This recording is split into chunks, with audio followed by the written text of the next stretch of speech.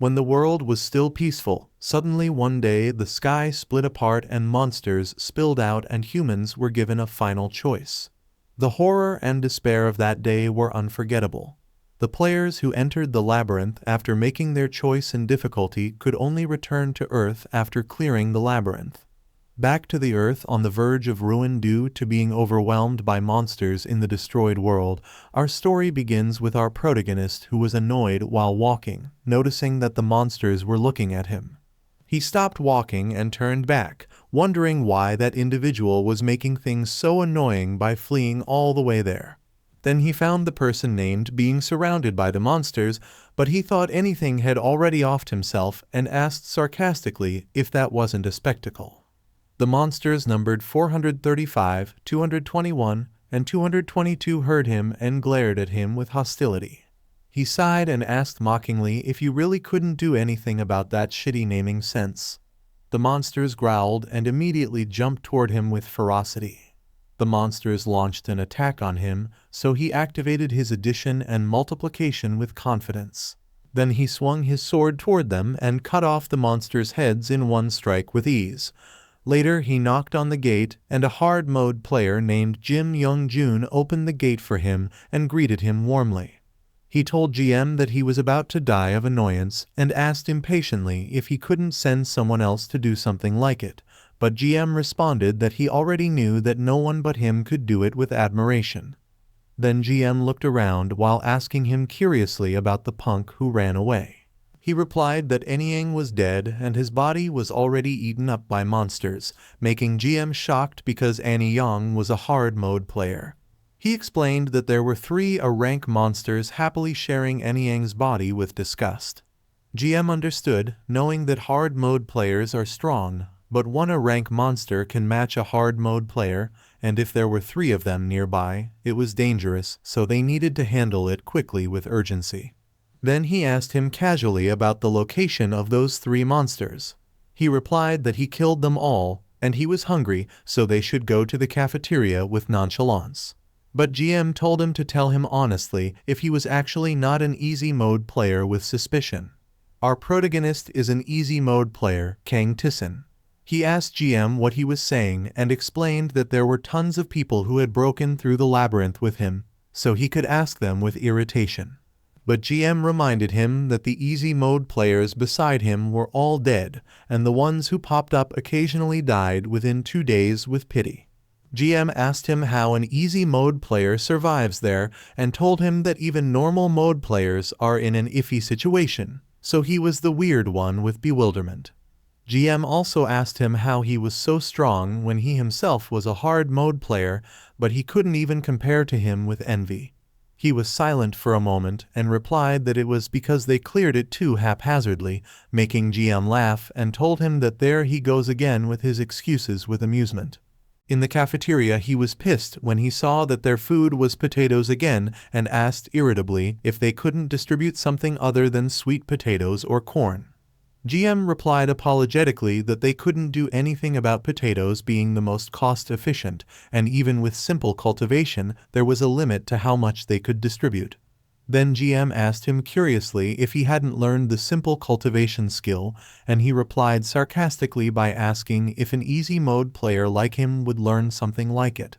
Then he explained proudly that no matter where they went there was food everywhere, to which GM agreed reluctantly. Suddenly outside the cafeteria a man shouted at his friend to stop joking around because there was no way it was true, and his friend tried to calm him down anxiously. TaeSan guessed that another person who had cleared it was there, and this time around he was sure that the man would be apprehended after making a fuss and slowly giving an explanation. GM thought the man was a hard mode player and told him confidently that he may need to step up. Suddenly someone called his name and ordered him to come help quickly because it was chaos, making him angry. On the other hand, the man broke the wall and injured many people while shouting hysterically that everything should have ended after the last return. Then the man furiously asked if it was a hidden camera stunt and told everyone not to mess with him. He asked the man about Li Qian, and the frightened man replied that Qian was currently on a reconnaissance mission.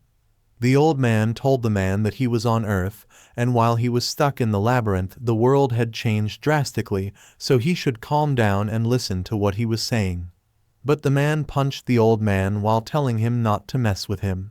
TaeSan, who was watching, noticed that the man was acting up and GM told him to have fun while happily holding his potatoes. But he told GM that if his potato was gone when he got back he'd kill him, making GM's expression change immediately.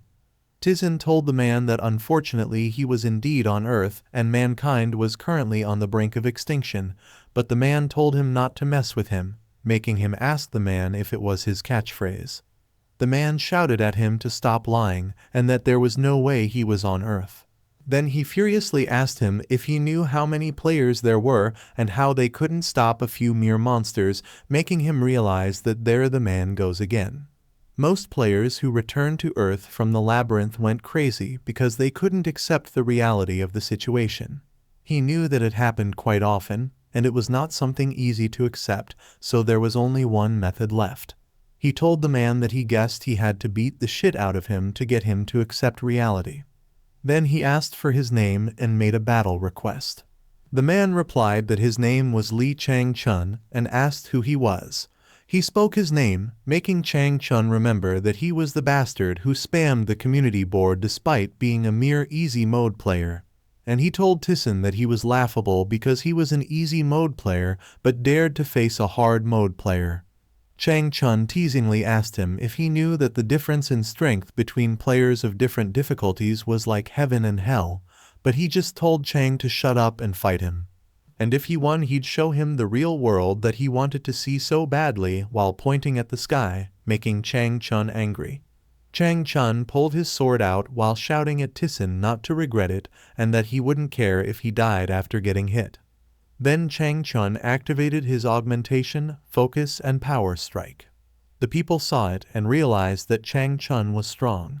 He jumped and furiously swung his sword at TaeSan, but TaeSan didn't move, to which Chang-chun hit him and caused an explosion.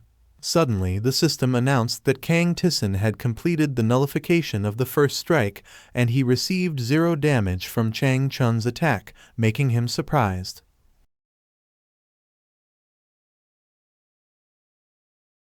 and confused. The smoke slowly dissipated in front of him, and he saw TaeSan holding his sword with just his fingers while asking Chang-chun if he was done. Chang-chun was surprised that his attack didn't work and wondered what they meant by nullification of the first strike. Because he had never heard of something like it, he pulled the sword and launched a punch while asking Chang if it was his turn. Then he punched him in the stomach, but Chang-chun activated his sturdy skill which have TaeSan's attack. The system showed that Lee Chang-chun received 49 damage. Chang-chun pulled back his sword arrogantly, thinking that it was just a mere 49 damage, and he was right because TaeSan couldn't close the overwhelming stat difference between easy mode and hard mode. TaeSan asked him to confirm if his health was over 10,000. Then he activated his addition skill, which doubled his attack, multiplication skill, which squared his attack, and ultimate judgment skill, which made him ignore his opponent's defense skills and defense. Chang-chun shouted asking him to wait, but TaeSan told him to take his strike. Then he punched him in the back of his head lightly. Then he was slammed hard on the ground because of TaeSan's attack, and the system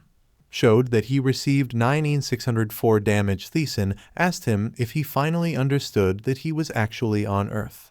Chang slowly tried to stand up while telling him to stop messing with him and cried asking why the world was like that.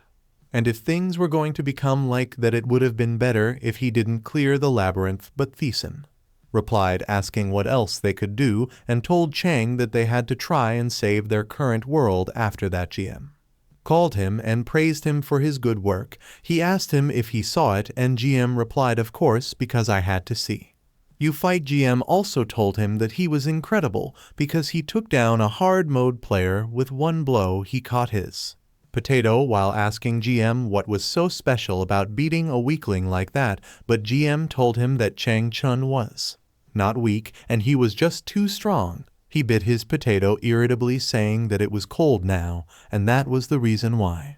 He didn't want to step in, but GM just asked him about how he got his multiplication skill because he couldn't believe those kinds of skills existed, and he asked him what sort of cheat-like skill nullified the first attack. He also reminded him that there were skills that only he had, so he was wondering how he got them. TaeSan simply replied that he got them through hard work. Suddenly, they heard a loud cheer from people, making GM wonder if another player had arrived, and he thought that there were so many of them arriving today, but TaeSan told him that it didn't look like it, and it looked likely Cheon came back later. He went inside the house and looked around while thinking that worrying about decorations, even while humanity was becoming extinct, that kind of stuff still really bugs him. Even as monsters littered the outside, there was one person who could bring a giant picture like that without a single scratch, the lone human who cleared solo mode, making him wonder just why a woman like her was the strongest person in the world. Li Tian. She replied that being fixated on something was vital in a situation like theirs, and asked him why he didn't try getting a hobby like she did, but he responded that she should tell him about it when they actually had time to talk about it, and asked her why she called him there. She replied that she heard he taught a lesson to that hard mode brat, and no matter how many times she heard of an easy mode player schooling a hard mode player, it was still weird.